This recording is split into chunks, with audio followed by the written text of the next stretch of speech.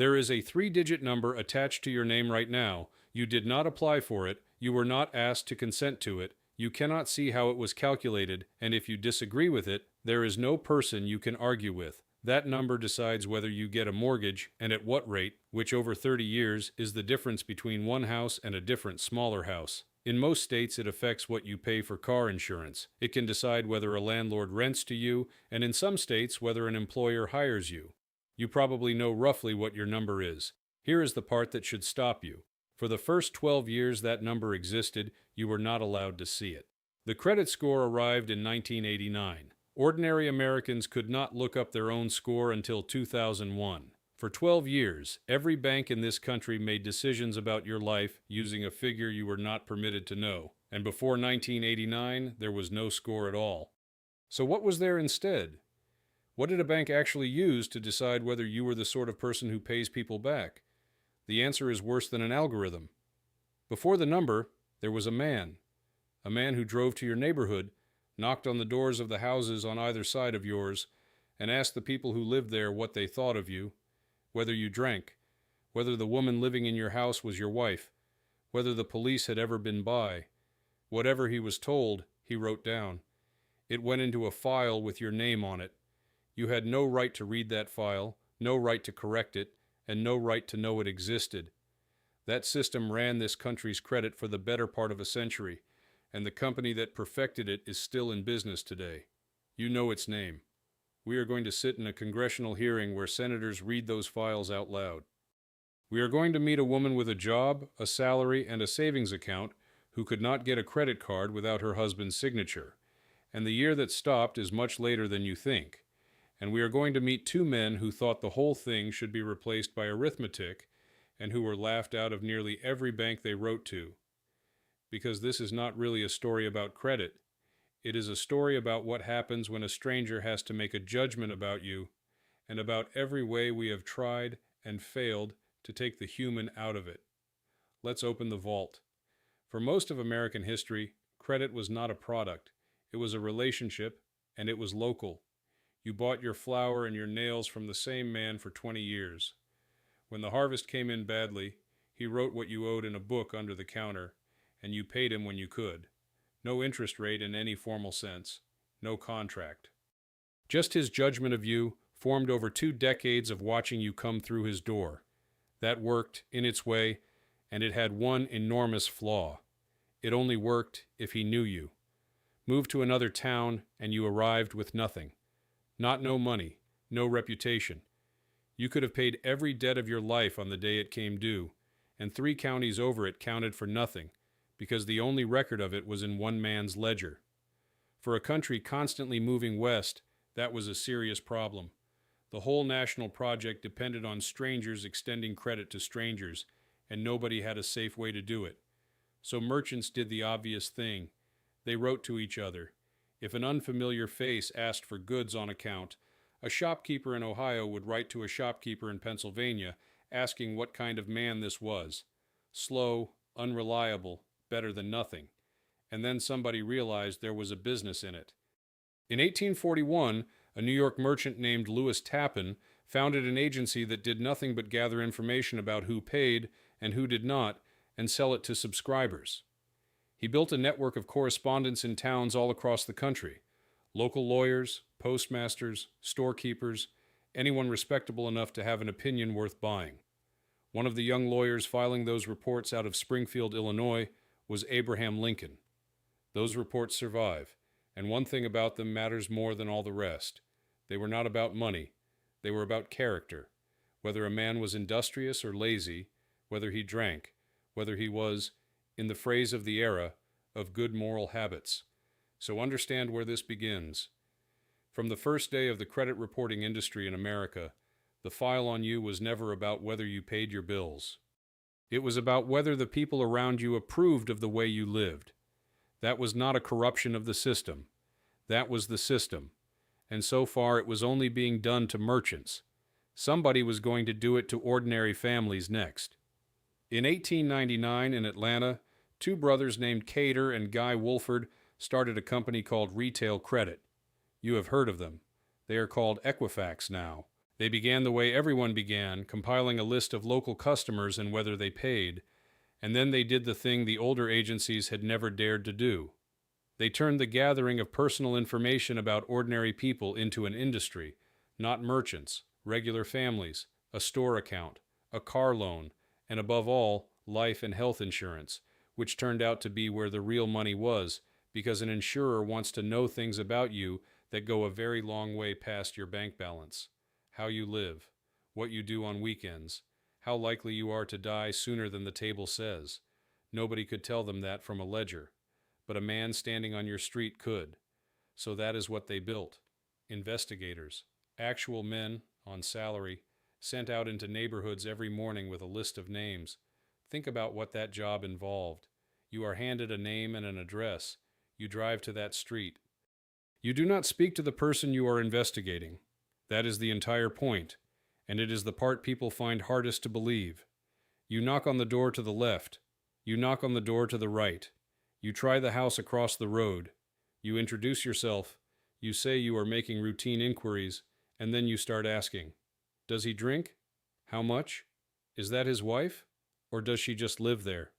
Do they argue? Can you hear it? Does he keep the yard? Have you ever seen police at that house? What sort of people come and go? Would you say he is reliable? Whatever the neighbor said, you wrote down.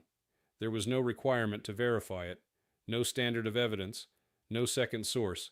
Nobody at the office was going to call the neighbor back and check. A person who disliked you, someone you had argued with over a fence line, a former employer, a woman who simply did not care for the look of your family, could put something permanent into your record in about 30 seconds. It would sit there for years. It would be sold, repeatedly, to strangers, and you would never learn it was there. The categories the industry collected on are documented, and they are startling. Drinking habits, whether a couple was living together unmarried, sexual orientation, contact with the police, including arrests that had never produced a charge of any kind, and a catch-all called general reputation, which in practice meant whatever anybody on the street felt like saying that afternoon.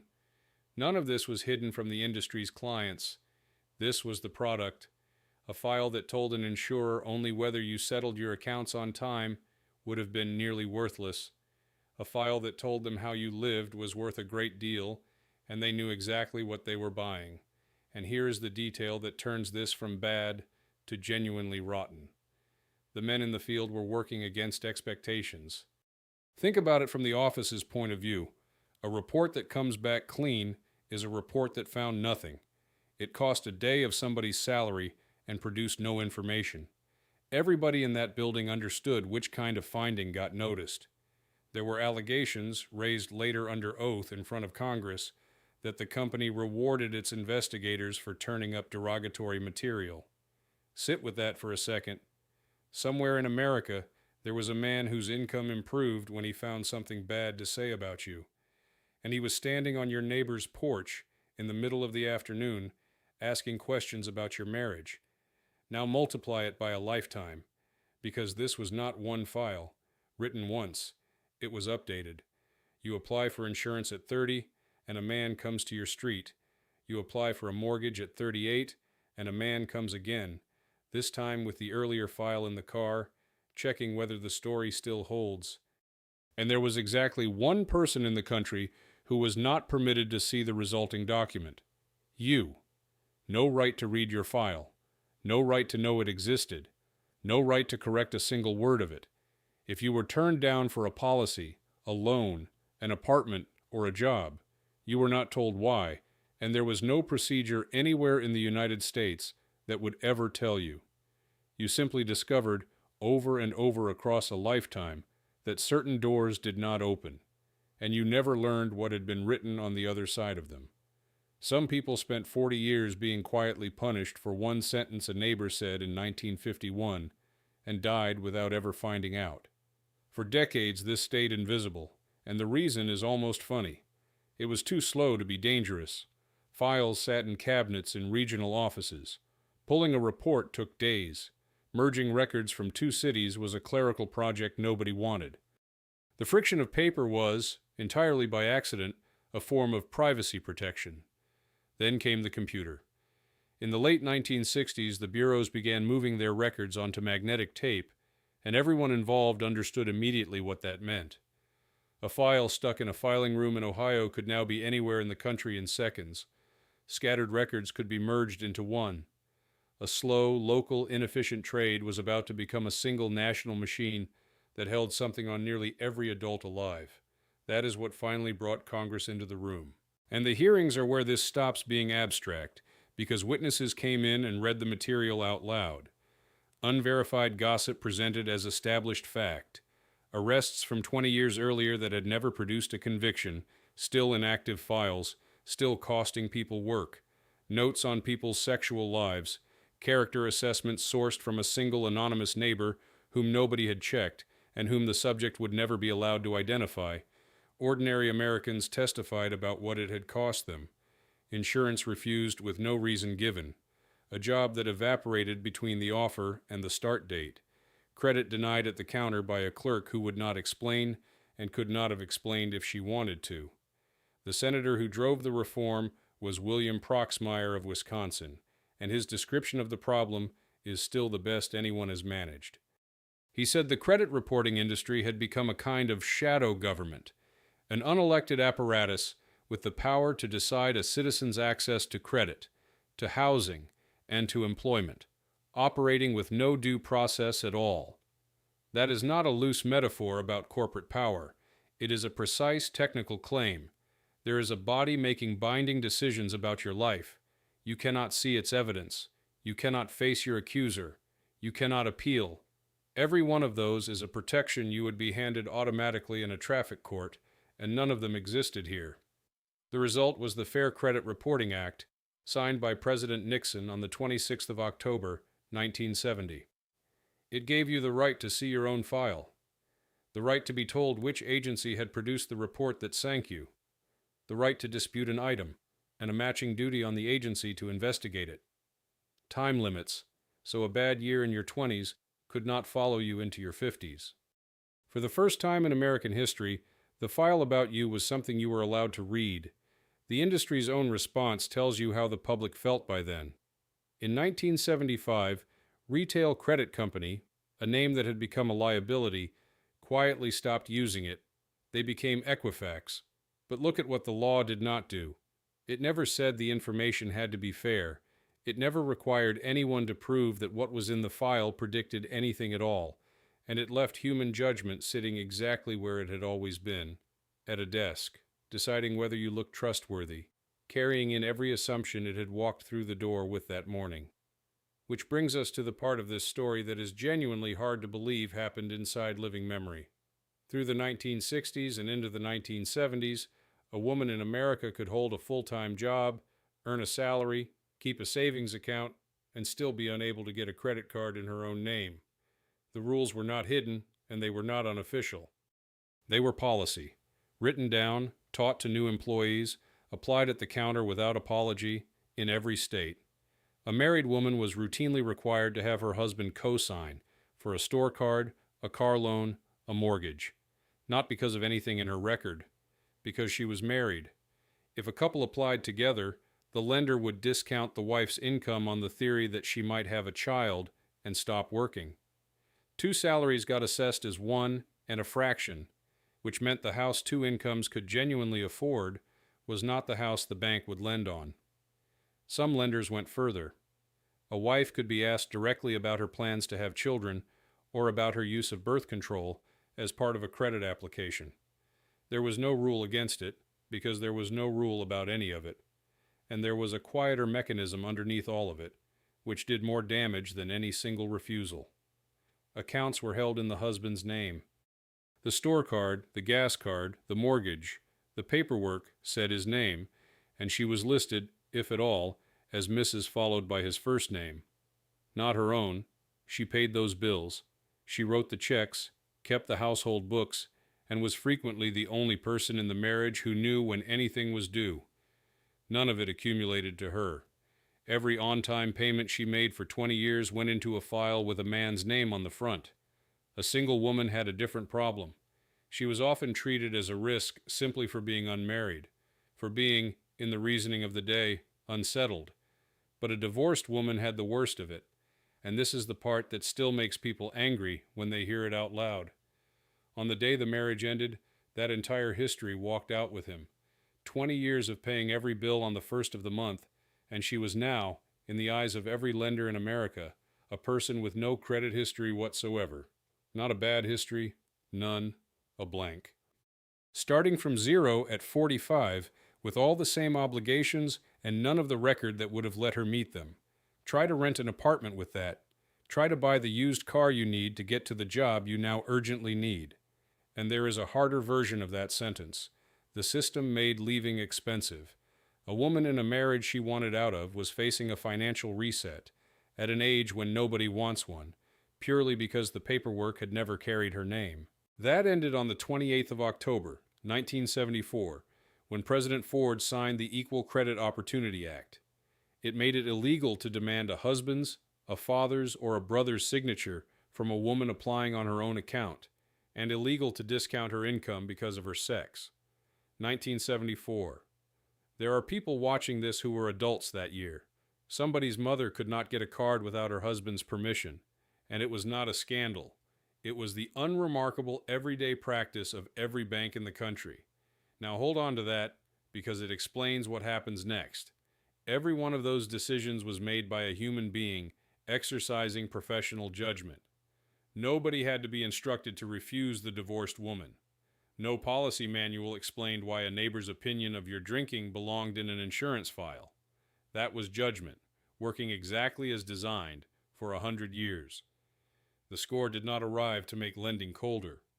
It arrived because human judgment had been given an extremely long run to prove itself, and this was the result. And the law itself effectively said so. When regulators wrote the rules implementing the new act, they carved out a protected category for statistical scoring systems, what the regulation calls, in a phrase worth hearing in full, a system that is empirically derived, demonstrably, and statistically sound. A lender using one of those stood on defensible ground, because it could show its work. A lender relying on the instinct of the man behind the desk was suddenly exposed, because instinct cannot be audited, and can never be proved not to have been prejudice. Congress set out to stop discrimination. What it also did, without entirely intending to, was make the algorithm the safest thing a bank could possibly use. In 1956, in San Rafael, California, an engineer named Bill Fair and a mathematician named Earl Isaac started a company on a proposition most bankers found personally insulting.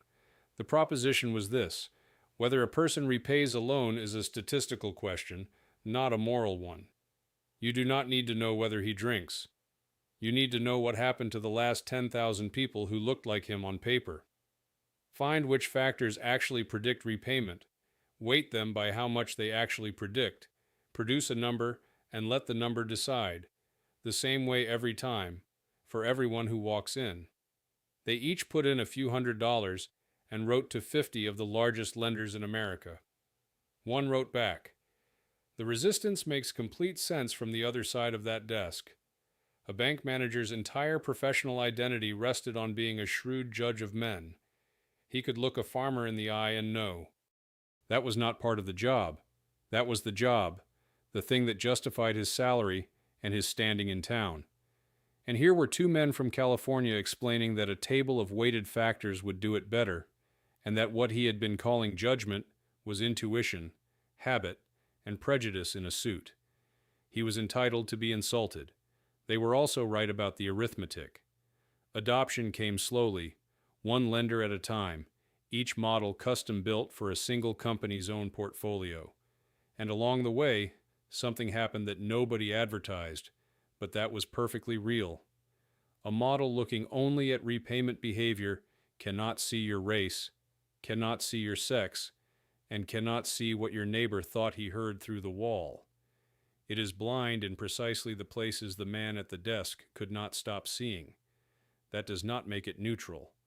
A model trained on the outcomes of a discriminatory system inherits the shape of that system, and that argument has been running ever since. But set against a stranger with a notebook on your neighbor's porch, it was not a close call.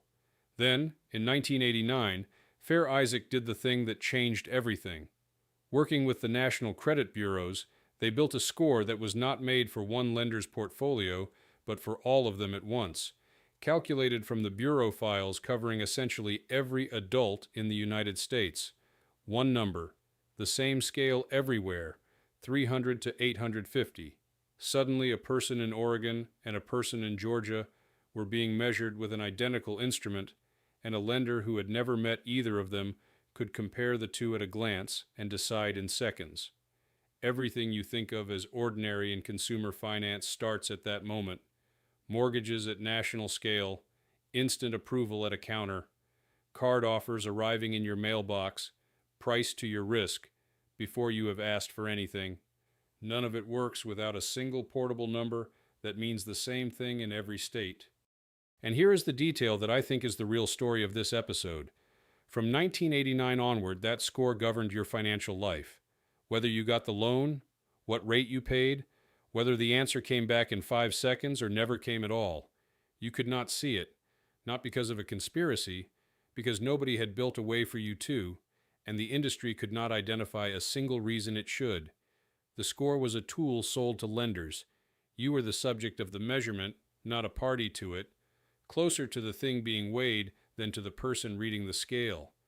If you asked your bank what your number was, the answer, for years, was that they were not going to tell you. In plenty of places, staff were instructed not to. 12 years of that. It was not until 2001, when Fair Isaac finally opened a service directly to consumers, that an ordinary American could look up the 3 digits that had been running their life since the first Bush administration, and see, for the first time, an explanation of which of their own behaviors was pushing the number up and which was dragging it down. Think about what that decade did to people. You are declined. You are not told why in any form you can act on. You do not know whether the problem is a late payment from 4 years ago, or a card you closed because you thought closing it was the responsible thing to do, or a clerical error in a file you have never read, or somebody else's debt attached to your name because you happen to share it. You are being graded on an examination whose questions are confidential. You cannot study for it, you cannot appeal it, and you will sit it again next year. And then, the moment the number became visible, the entire culture reorganized itself around it almost overnight. People started managing their score the way they manage their weight. Keep the old card open even though you never use it, because closing it shortens your average account age. Never carry more than a third of your limit. Never let anything slip past 30 days, not because 31 days is meaningfully worse than 29, but because 30 is where the model puts its edge. Apply for nothing at all in the 6 months before a mortgage. Look closely at that list. Almost none of it is financial prudence. It is optimization for a formula. Behavior shaped not by what is good for you, but by what the model rewards. We built a measurement of the thing, and then all of us quietly started performing for the measurement instead. The number kept getting more visible from there. By the middle of the 2010s, the card issuers themselves had begun printing it on monthly statements for free, and a figure that had been a closely held trade secret in 1990 turned into something you could glance at on your phone while waiting for coffee. And then, in 2017, the company that started this entire story, the one founded in Atlanta in 1899, the one that sent men out to knock on your neighbor's doors, the one that changed its name because the old one had become too hated to keep, announced that it had been breached. The personal data of roughly 147 million Americans taken. Almost none of those people were customers of Equifax. They had never signed anything with them, never agreed to any terms, never chosen to do business with them in any way at all. They were simply the subject matter.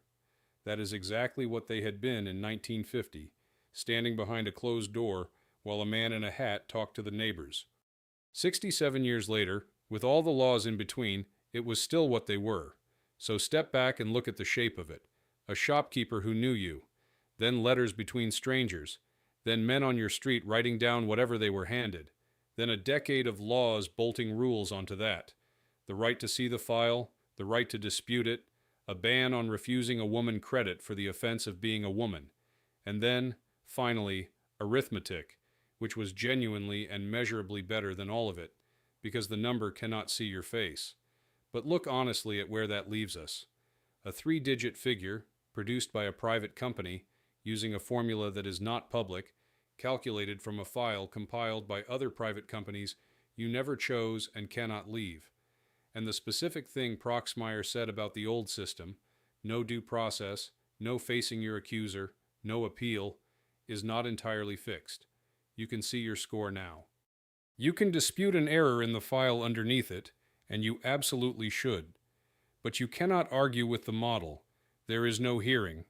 There is nobody on the other side of the table because there is no table. The complaint about the old system was that a man you had never met was judging you in secret. The answer we built is a formula you cannot read, run by a company you did not hire, on records you never consented to hand over.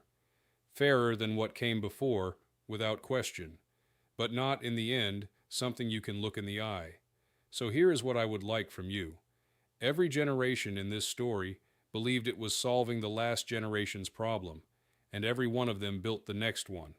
The letters solved the shopkeeper's problem, the files solved the letters' problem, the score solved the files' problem. So what is the score's problem, and what gets built to solve it? Tell me in the comments. I read them. And the next time you check that number, remember what it actually replaced. Not a fair system that got automated. A man standing on your street asking the people next door whether they thought you were the kind of person who pays. You never got to read what they told him. At least now you get to see the number. If you want more of these, the parts of ordinary life that turn out to have a start date, subscribe and open the vault with us. There is another one waiting for you right here.